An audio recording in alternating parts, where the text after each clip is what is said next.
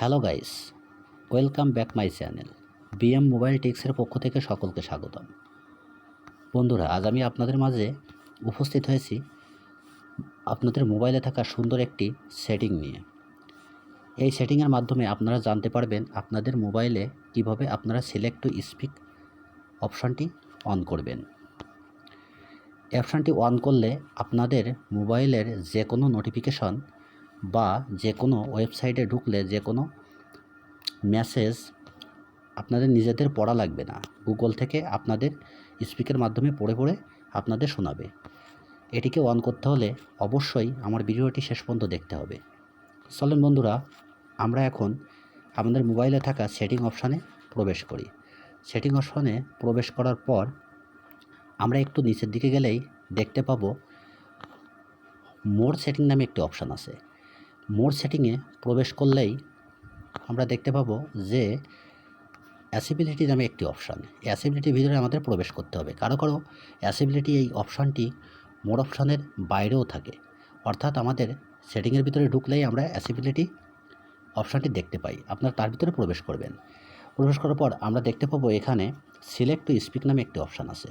হ্যাঁ বন্ধুরা, আমরা এই সিলেক্ট টু স্পিকটাকে ওপেন করব।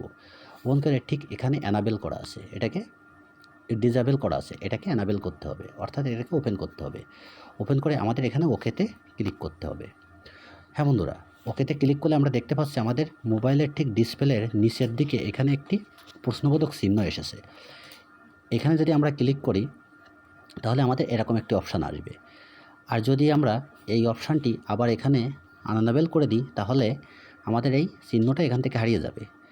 আমরা আর সিলেক্ট টু স্পিকের মাধ্যমে কথা শুনতে পাবো না, অর্থাৎ গুগল আমাদেরকে কোনোভাবেই পড়ে পড়ে শোনাবে না। অর্থাৎ আমরা যদি মেসেঞ্জারে কোনো মেসেজ নিজেদের পড়তে খুব অস্বস্তি বোধ হচ্ছে বা কোনো পেপার পড়তে আমাদের অস্বস্তি হচ্ছে, সেক্ষেত্রে আমরা সিলেক্ট টু স্পিকটাকে অন করে রাখতে পারি। সিলেক্ট টু স্পিকটাকে অন করে আমরা এখান থেকে একটু সেটিংয়ের ভিতরে প্রবেশ করব। সেটিংয়ের ভিতরে প্রবেশ করে আমরা এখান থেকে ভাষাটাকে একটু পরিবর্তন করব, অর্থাৎ ল্যাঙ্গুয়েজটা আমরা দিয়ে দেব বাংলা টু ইংলিশ।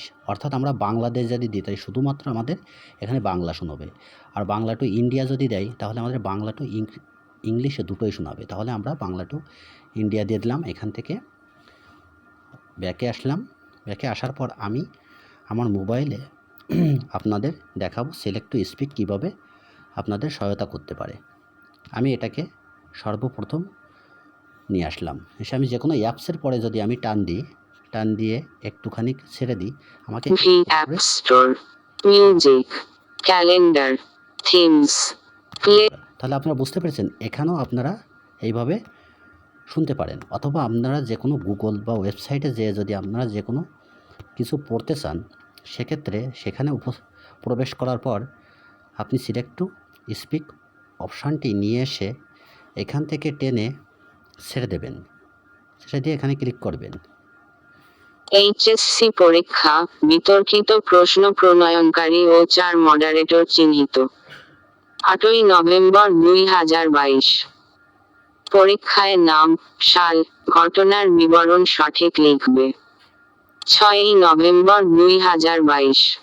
হ্যাঁ বন্ধুরা, তাহলে আপনারা বুঝতেই পেরেছেন যে কীভাবে আপনাদের সিলেক্ট টু স্পিক অপশানটি আপনাদের উপকারে আসবে। এভাবে যদি আপনারা কোনো বড় বড় মেসেজ বা বড় কোনো নোটিফিকেশান পড়তে চান তাহলে আপনারা এভাবে গুগলের সাহায্য নিয়ে আপনারা সেটাকে সহজেই শুনতে পারবেন গুগল ওয়েবসাইটের মাধ্যমে। অর্থাৎ এই নোটিফিকেশানটি অন রাখলে অবশ্যই আপনাদের অনেক উপকারে আসবে। তো বন্ধুরা, যদি আমার ভিডিওটি আপনাদের ভালো লেগে থাকে তাহলে অবশ্যই আমার ভিডিওটিতে একটি লাইক দিয়ে যাবেন ও কমেন্টের মাধ্যমে আপনাদের মতামত জানাবেন, ও আমার ভিডিওটি অন্য সকলকে দেখার জন্য অবশ্যই শেয়ার করে যাবেন। ধন্যবাদ সকলকে। সুস্থ থাকুন, ভালো থাকুন।